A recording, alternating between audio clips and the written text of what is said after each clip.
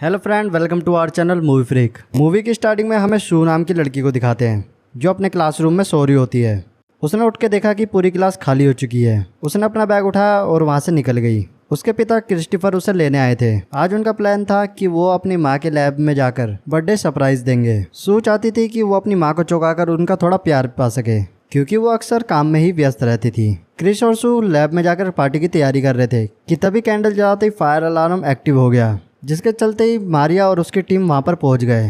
Chris को वहां देखकर मारिया को बहुत गुस्सा आया, क्योंकि वो उनकी वजह से बहुत इंपॉर्टेंट स्पीच को बीच में छोड़कर आई थी और वो वहां आकर उन दोनों के ऊपर चिल्लाने लगी। ये देखकर सू को बहुत गुस्सा आया, क्योंकि उसकी माँ को उनके जज्बातों की बिल्कुल फिक्र नहीं थी और उसने गुस्से में केक को उठाकर फेंक दिया, जो सीधा जाकर एक मशीन पर लगा, जिसके बाद लैब में हलचल मच गई। अब डर के मारे सू ने कोई भी बटन दबाना शुरू कर दिया, जिसकी वजह से लैब का टेम्परेचर बढ़ता गया। इसके बाद उसे एक रोबोटिक आवाज सुनाई दी, लेकिन उसे कुछ समझ नहीं आया। वो सीधा रिएक्टर के पास पहुंची कि तभी लैब में एक जोरदार धमाका हुआ। खुशकिस्मती से सू को इस विस्फोट में कोई खास चोट नहीं आई, लेकिन उसकी एक चोट के नीचे नीले रंग की रोशनी थी और उसने इतना बखेड़ा खड़ा कर दिया था, तो इसलिए उसने किसी को कुछ बताना सही नहीं समझा। अगले दिन सू ने सुबह उठकर देखा कि उसका लेफ्ट हैंड गायब है। अब वो सुबह सुबह ये अजीब चीज देखकर काफी डर गई। इसके बाद वो क्रिस के साथ स्कूल गई, जो कुछ दिनों के लिए काम से विदेश जा रहा था। स्कूल में अपना लॉकर चेक करते वक्त एक डोबी नाम का लड़का उसके पास आया, जो सुपर मून कॉमिक पढ़ता था, जो सू की भी एक पसंदीदा किताब थी।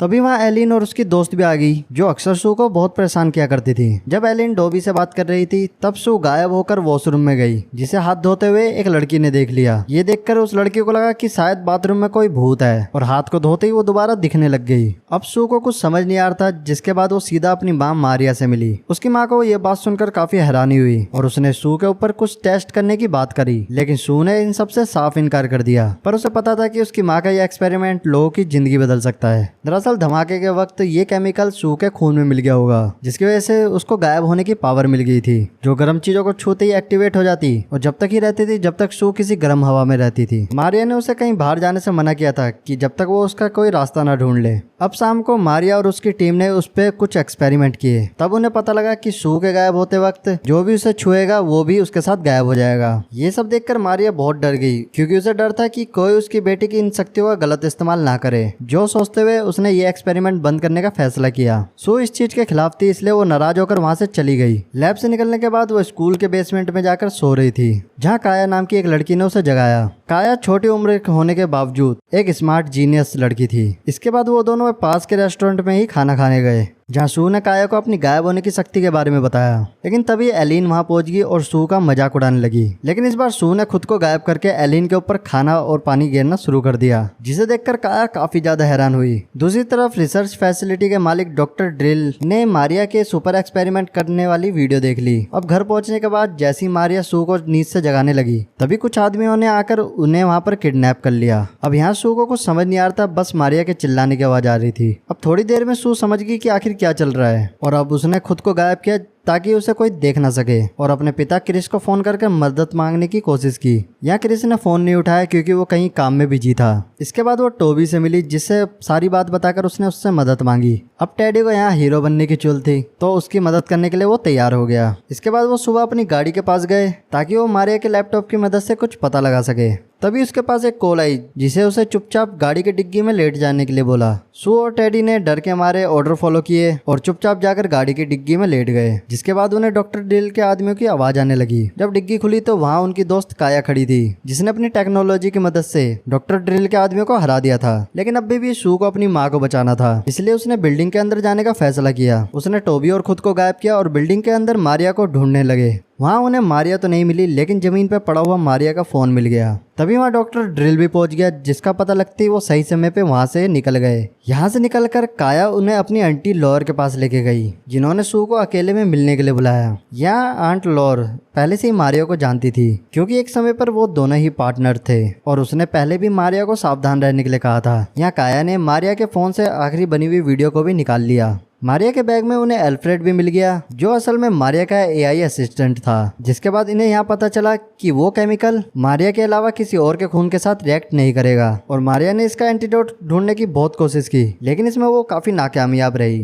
तभी यहाँ इनको समझ आया कि डॉक्टर ड्रिल इनके पीछे इसलिए पड़ा है ताकि वो इन केमिकल का इस्तेमाल बाकी लोगों पर भी कर पाए। खुद को बचाने के लिए रात में सू ने डोबी के साथ अपना बिस्तर बदल लिया। ये फैसला उसका एकदम ठीक था, क्योंकि रात में डॉक्टर ड्रिल के आदमियों ने उसे पकड़ भी लिया था, लेकिन सू को वहां पर ना पाकर वो वहां से भाग गए। जिसके बाद डोबी को एक इंजेक्शन वहां पर पड़ा हुआ मिला, जो डॉक्टर ड्रिल के आदमी गलती से वहां भूल गए थे। इसके अगले दिन काया ने सू को एक नया सूट दिया, जिसकी मदद से वो अपनी शक्तियों को काबू कर सकती थी। यहाँ खाना खाते वक्त सू को उसकी माँ का फोन आया, जो किसी तरह किडनैपर से बचकर निकल गई थी। उन्होंने उसको 1 घंटे बाद एक पुरानी मार्केट में पहुंचने के लिए कहा। मार्केट पहुंचकर उन्होंने देखा कि डॉक्टर ड्रिल के आदमी वहां पर मंडरा रहे थे, जिन्हें देखते ही वो पिज्जा डिलीवरी वाली बाइक उठाकर वहां से भाग गए। लेकिन अब उन्हें ये नहीं पता था कि मारिया के पार्टनर लीनिया उनका पीछा कर रही थी। और वहां से निकलकर उन्होंने एल्फ्रेड की मदद से मारिया की आखिरी लोकेशन निकाली और उसे फॉलो करते हुए एक खाली फैक्ट्री में पहुंच गए। टोबी को उनका प्लान बिल्कुल समझ नहीं आ रहा था कि आखिर वहां जाकर तुम लोग करोगे क्या। ये सुनकर सूस पर काफी गुस्सा हो गई और उसे काफी बुरा भला कहने लगी, और गुस्से में उसने उससे ये भी कह दिया कि जाके इविन के साथ खेल ले,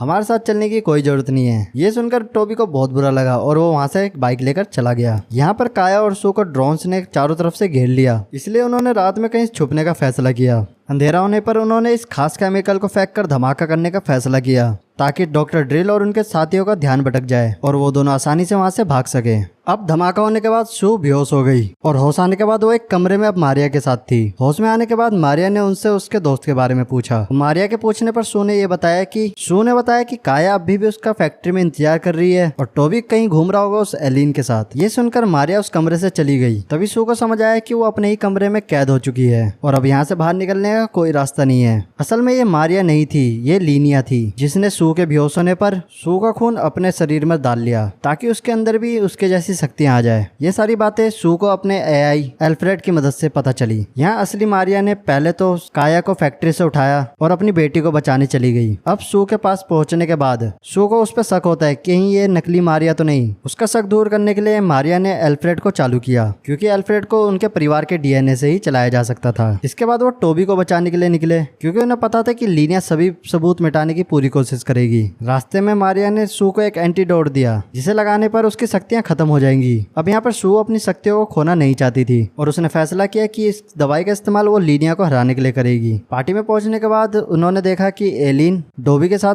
डांस कर रही थी। थोड़ी देर बाद वो ड्रिंक लेने गई, जिसके बाद उसने अपनी दोस्त को बुरी तरीके से डांट दिया। लेकिन सू ने कभी उसे अपने दोस्तों के साथ लड़ते हुए नहीं देखा था, जिससे सू समझ गई कि ये असली एलिन नहीं बल्कि लीनिया है। उसने लीनिया के चंगुल से डोबी को बचाने के लिए काया को फॉग मशीन ऑन करने के लिए कहा, जिसके बाद हर तरफ धुआं ही धुआं हो गया। सू ने गायब होकर सबसे पहले टोबी से माफी मांगी और वहां खड़ी लीनिया को एंटीडोट लगा दिया। इसके बाद वो तीनों लीनिया को बेहोशी की हालत में छत पर लेकर गए। यहाँ पर आंट लॉर पहले से ही मौजूद थी। असल में इस सारे प्लान के पीछे आंट लॉर ही थी और वही सू के शरीर से ये शक्तियां अपने लिए पाना चाहती थी। ला समझ लीनिया भी उसी के लिए काम किया करती थी। अब लॉर ने पहले तो सू के माता पिता को पकड़ने के लिए कहा। अब ये सब देखकर सू डरी नहीं और उसने अपने ही शरीर में उस एंटीडोट को लगा लिया, ताकि कोई उसकी पावर का फायदा ना उठा सके। इधर काया ने आंट लॉर के चेयर पे एक डिवाइस लगा दिया था, जिसके बाद वो लट्टू की तरह गोल गोल घूमने लगी। अब इसी तरह इनके सभी दोस्तों ने मिलकर उन्हें हरा दिया। अब तभी अचानक सू फिर से बेहोश हो गई। अब आंखें खुलने के बाद वो अपने माता पिता के साथ काया के घर पर थी, जहाँ पर पता चलता है कि एंटीडोट ने सू के ऊपर काम ही नहीं किया और अभी भी उसके अंदर गायब होने की शक्तियां हैं। जिसके साथ ही ये मूवी यहीं खत्म हो जाती है। दोस्तों, अगर मूवी एक्सप्लेन पसंद आया हो तो हमारे चैनल मूवी फ्रीक को सब्सक्राइब कर दीजिए।